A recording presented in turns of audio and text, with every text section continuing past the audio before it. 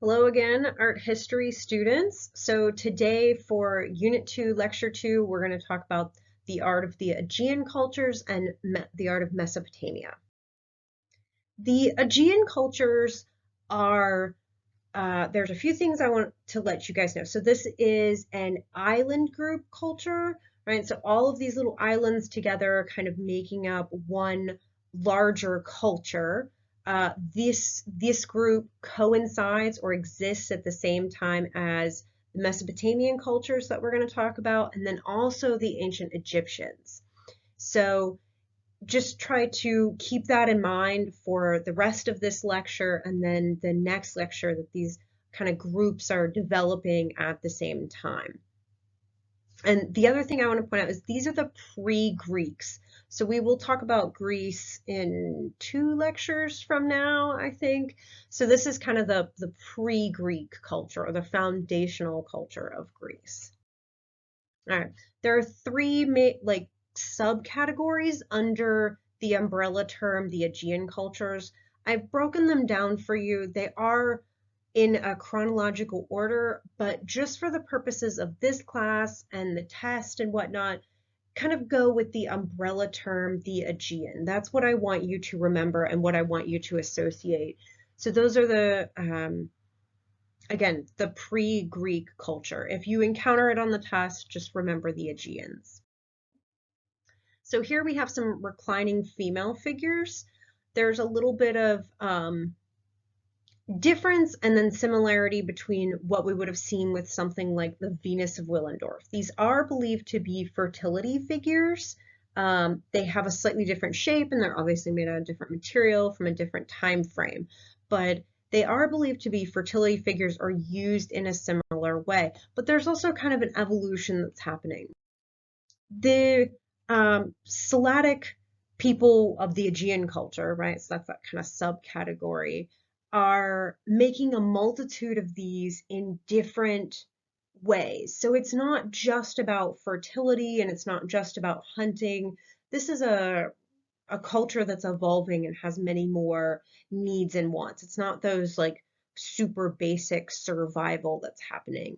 They've got much more going on. So their artwork is kind of expanding and exploring different areas and different human desires. Speaking of that, one thing that we see that's very different from the prehistoric art that we would have looked at last time is artwork like this. So this is the death mask from Mycenae. It's also known as the Mask of Agamemnon, but if you see it on the test, it's definitely going to be the death mask from Mycenae.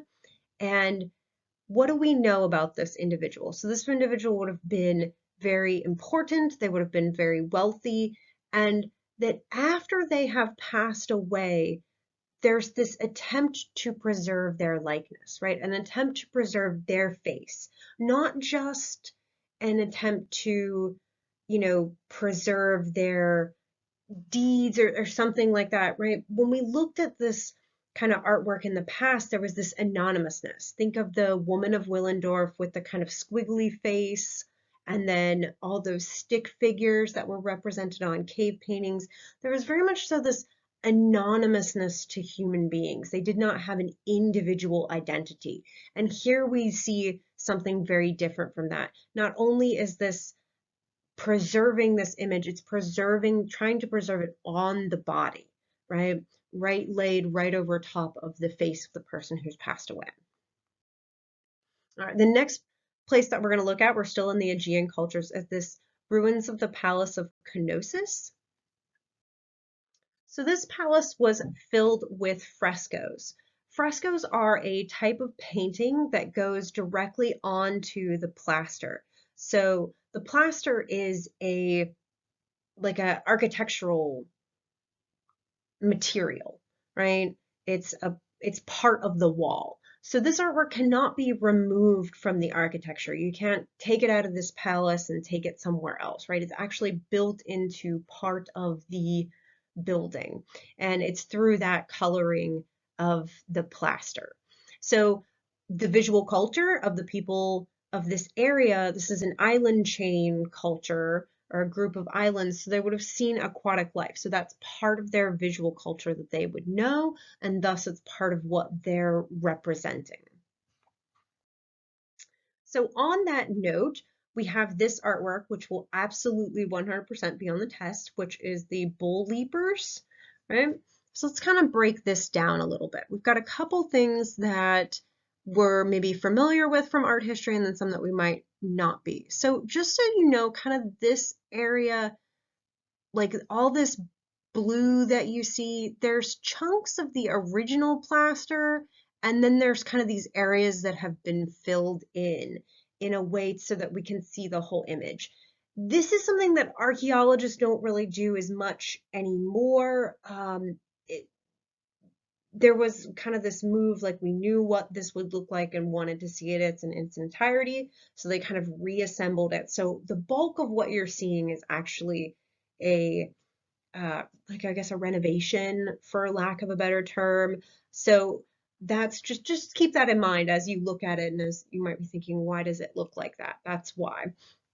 So we see the bull, which is a common thing that we would saw a lot in the last little lecture, and then he's flanked by two people, right, on either side. This one seems to be holding him, right? So there's a little bit of this kind of human kind of ability to dominate this animal, the same way with this leaper who's jumping over top. We have this nice diagonal line, right, implying action and motion, right? There's a lot of motion going on in this artwork, and I love kind of the way the bull is thrashing, kind of like all of his feet are off of the ground all at once.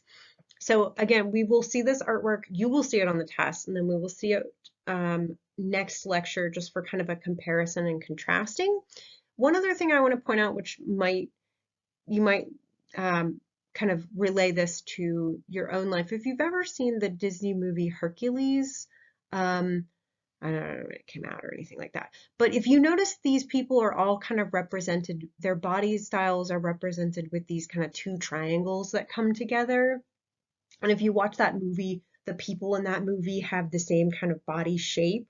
Right? That's Disney drawing from artworks like this, from this culture. This is kind of the pre-Greek culture, so it is kind of the foundational culture for what that movie is depicting. So that's part of the reason why they're drawing from something like this. So if you watch that movie and you see that, you might think back to this and remember that.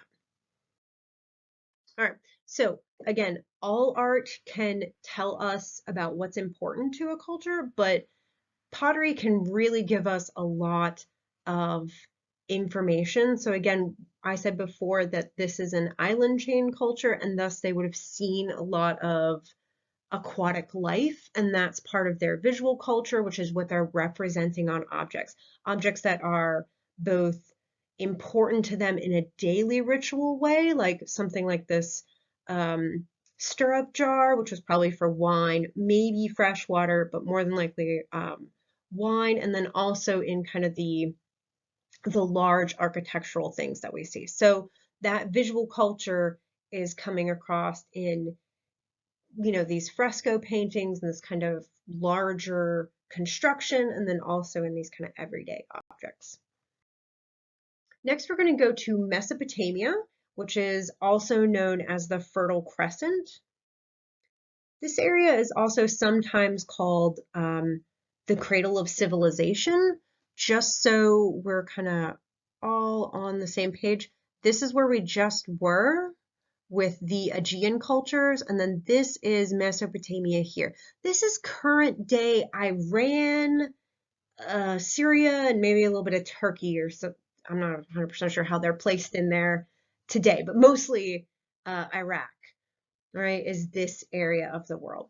So this is a kind of flat area between these two rivers, and the land is incredibly fertile. It's very easy to grow crops in this area, right? Which is why whenever a culture develops a lot of agriculture, that means their population is going up, they're building big, stable things, right? We kind of touched on these ideas in the last lecture. So Also, the fact that it's between these two rivers, this area doesn't have any natural defenses. There's no mountains surrounding it. It's it's just kind of open. And that means that there's successive groups that come through and conquer each other and then build up, and then another group comes through and conquers again. So we're going to talk about the Sumerians, Akkadians, Assyrians, and Babylonians. But just the same as the Aegean cultures, I want you to remember that umbrella term, Mesopotamia. That's what I want you to remember for the test. They are again broken down for us, just so you guys get a good idea of kind of chronologically, who's conquering who, what's coming first, second, maybe what is important to one group and not to another. But I just want you to know for the test that term Mesopotamia. All right, so the first group are the Sumerians. They probably invented the wheel. They are also polytheistic, which means they believe in a multitude of gods or deities, right? The sacred realm is very full of uh, important characters, right? So this is the first people to ever leave behind both artifacts and written words, all right? And we're going to get to that in just a moment. So first, we're going to talk about this standard of and this is a wooden inlaid box. It doesn't open like a box, but it is this kind of large box, and it has two sides to it. So the one side represents war, and then the other side represents peace. So here we have the side that represents war, and we have these kind of like chariots are marching and soldiers are marching and what looks like maybe prisoners or slaves, right? We see a lot of movement of troops and goods, right? All the people are kind of in this wartime moment. And then on the other side of this, so just so we're clear, these are like two sides of the same box. We have people here, which are all kind of sitting in what might be a council or possibly an educational setting. And then we have some farmers and such trading goods, right? These people are carrying stuff. I don't know if you guys can kind of see that. Again, here with carrying goods, so trade, animals, people on the move, right? So there's kind of this two ways of life that this standard of is depicting. And what's important is that it's like you've all heard that kind of colloquial saying, maybe it's like two sides of a coin, like they can't exist at the same time. You can't have this emphasis on trade and education and maybe government, which is what's on the side of peace, at the same time that you have troops moving and all of your goods and whatnot are going to feed the military. So two ways of life. We also said that this area of the world had successive battles and successive groups come through. Current day Iran, still a part of life that's going on now. So the standard of is a lasting lifestyle, lasting dual lifestyles. All right, next we're going to talk about cuneiform. So this is the earliest form of writing, right, that was developed in Mesopotamia. So cuneiform are these small clay bricks that were baked, and they have this series of these like wedge-shaped symbols, and it kind of looks like you've pressed maybe a pencil or something into them. So cuneiform was used to communicate laws and rules, and then also to write down the lives of rulers and the stories of the gods, or sort of religious stories from the sacred realm. And then what cuneiform is mostly used for is trade. It is kind of a language that's mostly consistent of economic things, right? There's no like love poems in cuneiform, right? It's not a very highly um, like a high level of words within it. It's the earliest writing form. You wouldn't think that there would be these massive, major abstract concepts being depicted in this very first writing form. And we'll get a little bit more to how language is kind of developing.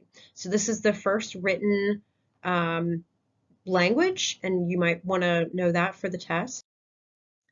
So next we're going to talk about the Sumerian bull lyre. So this is a musical instrument, and what we're going to really pay quite a bit of attention to is this little panel right here on the side of it, the kind of neck of that bull. So here we have this little detailed panel, and last time we talked, and I think I gave you guys the term zoomorphic, which is kind of this animal-human hybrid term, right? So here at the top, these are all depictions and stories from the sacred realm, just so you know. So we see this kind of human character in this kind of headlock, or he's kind of got command or control of these animal-human hybrids, which have these human faces and these kind of bull bodies. And then below that, we see these animals interacting as human beings, right? Doing human being stuff. On this kind of third one from the bottom, we actually see the bull lyre, the object that this is from, right? Being played by what I think is a goat, but it's probably some very specific animal that's kind of playing that for another one. And then at the very bottom, we see this animal insect hybrid, which is got the tail of the scorpion. And we know that this image is about characters and stories from the sacred realm. So we can clearly note that this guy at the bottom is the bad guy, right? He's half scorpion, he's at the bottom. This probably represents some kind of underworld. We have this kind of breakdown of registers. We'll get to that term in the next lecture, and then this guy up at the top. So there's a lot of that you can infer and that you can kind of understand just by breaking down, even though we don't know the iconography of this, or we're not getting into the iconography, I should say, there's a lot that we can kind of infer about who is important, maybe who is not important, what animals are important, what animals are, kind of having a place of reverence. There's a lot that can be communicated from, even from something that's just so small as this little inlaid panel. All right, next we're going to talk about the Sumerian votive figures. These will absolutely be on the test, and I must admit, I think that these things are kind of fascinating and adorable. I will not even try to hide it. So what are Sumerian votive figures? Sumerian votive figures are one of the first times chronologically in history that human beings are depicting themselves, right? An individual. So you make this object, you make a votive figure of yourself, and then you take it to the temple slash kind of ziggurat thing. We'll see one of those in just a moment. And when you would make this, it would kind of be like a long voyage. So you would leave it there as with kind of a dual purpose. It's kind of a representation of you when you can't be there in church or temple, you know what I mean? And then also it's kind of like a post-it note to the gods, like, hey, remember me? I wanted rain for my crops. All right, so it kind of serves those two purposes, or at least that's what they think they serve. But I love the fact that it's people depicting themselves to communicate or to be remembered directly to their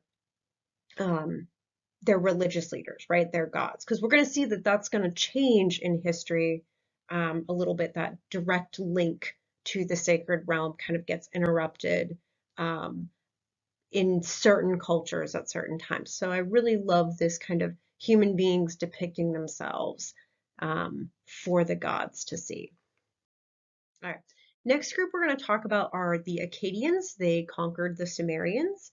And one thing that they did was they elevated their rulers to a divine status, right? That idea is going to become really, really important, especially when we get to the ancient Egyptians. This idea that the king is God. And we will talk more about that in just a moment. So first, we're looking at this ziggurat, which is an This is probably the type of temple or a temple which was very similar to this, which is where the Sumerian votive figures would have been brought. You would have made kind of like a pilgrimage or a journey to the ziggurat, and you would have brought your little person, which represents you, with you and carried it up there and left it. I didn't want to put this directly with that because technically it's another group that made it, and just for the sake of, honesty and clarity, I wanted to separate them. But it's probably a very similar temple type shrine that those other objects would have been taken to. So this is a ziggurat. This is the head of an Akkadian ruler, right? So this is another death mask. It's made out of a different material. This one is made out of bronze, and it's been damaged in the one eye has been damaged. But again, it's that same thing. It's trying to preserve the identity of the ruler and of this king. It's not just preservation of his name or something like that. It's both the face and the face that's actually placed directly onto the body in this attempt to preserve that body as that person. So definitely a change from what we saw last lecture. All right, so next let's talk about this, and we're going to introduce a couple new terms here. So this object, right, is the Stella of Naram Sin, and it commemorates Naram Sin's, we see him here, right, his victory over the people of Lulubi. I know I messed that up. Anyway, so he is closest to the sun, right, which puts him at kind of a divine status. It reinforces that idea that the king is the one who is physically closest to the deities, right? He's the one who's closest to being elevated to divine status, right? And then also something else that's important to note is this new term, hierarchical scale. So you may want to write that down. Hierarchical scale is the idea that this is the king, he is the most important, and he is also physically the largest, right? All of the other people that are depicted on this stela are not as important as him, so they're not given as much space as him. So he's, in this multitude of ways, he is communicating his importance, right? His victory, his sort of hierarchical scale, size, and then his proximity to the sun and the sun god.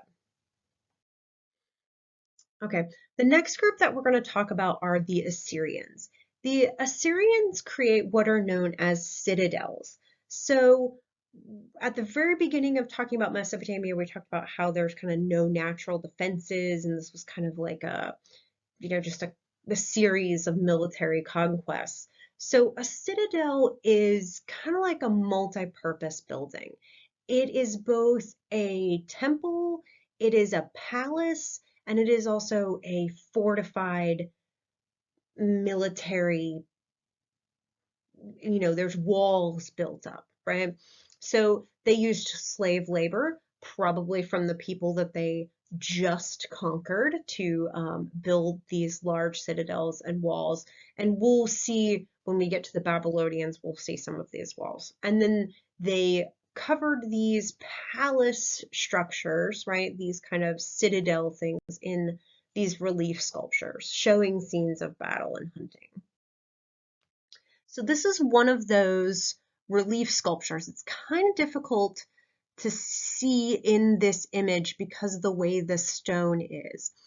So these are sacred realm creatures. These are the gods that the Assyrians would have believed in. They're called the Anunnaki, and they are these animal-human hybrids again, right? So we have these kind of falcon or eagle heads, and then these like human type bodies. So the big term that I want you guys to remember from this is bas relief. So what is bas relief? Let's imagine that we could take this image and kind of turn it sideways like this. So this is the piece of stone sideways. Bas relief is a shallow carving out of all the negative space. right? So all this area here would be carved away, right? And it's very shallow because that's a lot to carve away and it's very difficult. So that's what bas relief is. Here's that information broken down for you, right? It's a French term and it's very, very shallow. And then there's another one called high relief, which we'll see in just a moment. Oh, this is another example of bas relief, right? Also from the same palace and same place. This one depicts a hunting scene. So we see these kind of lions again, right, in these hunting scenes. And again, all of this negative space would be carved away. So this is kind of an incredibly labor intensive way in which you would carve things. So that's bas relief. This one shows a little bit more of a high relief, right? So a lot has been carved away, excuse me, in order for this large head to come out. And again, this is another example of the animal-human hybrid, which is a representation from the sacred realm. So this would be this lamasu is, I believe how that is pronounced, is kind of this feet of, you know, kind of this claws of a lion and body of a lion with these wings and this man head. We kind of had a longer conversation about that previously and sort of these animal-human hybrids and what's being communicated with that. So this is a very powerful creature or a very powerful creature from the sacred realm, basically a deity or a god. And again, high relief is all this that's kind of being taken away from there. All right, so one more thing before we move on that I want to just point out as kind of a foreshadowing to what we're going to talk about a little bit in the next unit is where this is. So this is a object that was taken from a palace in Iraq and it exists in New York. Right? So what type of relief is this? I feel like I am Dora the Explorer at this moment. This is bas relief. Good job, right? Because all this negative space is what's being carved away and it's very shallow. What kind of text do you see here? That's right, cuneiform. All right. The last culture that we're going to talk about for Mesopotamia is the Babylonians. So the Babylonians defeated the Assyrians, and then they were the largest force for a very long time. They built many, many large works of architecture, and one of the things that they're famous for is the hanging gardens, which do not exist anymore. So let's kind of break down some of the artwork of the Babylonians. First is this Stella of Hammurabi. So what is the Stella of Hammurabi? So this is about just over 7 feet tall, right? It's this large stone, kind of, I almost imagine they kind of are like just like a gravestone. But it's not. That was what I was trying to make a comparison to that, but they're not gravestones. What this is it stands erect like that is what I was getting at. Okay, so the Stella of Hammurabi has these two figures on the top, right? So we see one that's seated and then one that's standing. If we think about hierarchical scale, right? If that seated figure were to stand, he would be significantly larger than the other, right? So he is obviously the most important. So this is the deity here, right? The largest figure. And then this standing person is actually Hammurabi himself. And underneath of this is all this cuneiform text, right? Which is kind of difficult to see, but believe me, it's there. And what this does is this tells the rules of the town, right? So the stela would sit kind of just as you would enter a walled area, right? Remember, by this time, there's a lot of these citadels being built, so walls are coming up for protective purposes. So just as soon as you would enter into the community or into the walled section, you would probably see this large stela there with all this writing on it, and it would have the rules of the town. And the idea that this is communicating these rules is that the deity is handing the rules down to Hammurabi, and Hammurabi is handing the rules down to you, right? Which means that these rules are directly from divinity, right? They've been handed down, right? Which is linking the authority of the king, Hammurabi, to divinity, right? So we kind of talked about this kind of building up of authority. This authority is always getting slightly closer and closer to the sacred realm, right? So we have use of hierarchical scale, we have cuneiform text, we have these laws that are in place. So there's a lot to break down for this artwork, which probably means that you might see it on the test. Just saying. All right, last but not least is the Ishtar Gate of Babylon. All right. Another thing I just want to point out is this gigantic thing exists in Berlin, Germany. So this is part of what you would see when you entered into the community, right? This is a big, bold statement about the importance and the power and the authority of the Babylonians, right? It would have been a successor to Hammurabi. Hammurabi was not the first king of Babylon, but he was one of the first kind of really powerful kings of Babylon. And then Nebuchadnezzar and his father, and I think also his son, were probably the pinnacle of power for the time. So let's go slide to the next slide. So this was, like I said, the main entrance into Babylon itself. And I'm going to link this video below this video in Blackboard, so that way you can watch this video, which is going to go into a little bit more context about the animals that we're seeing on this and just give you quite a bit more information. You get a lot more context from that video, and then it will probably be on the test. So, all right. Last but not least, these are your key terms. And then if you have any questions, don't hesitate to email me. Remember to do your discussion. And next time, we're going to talk about Egypt. Thank you.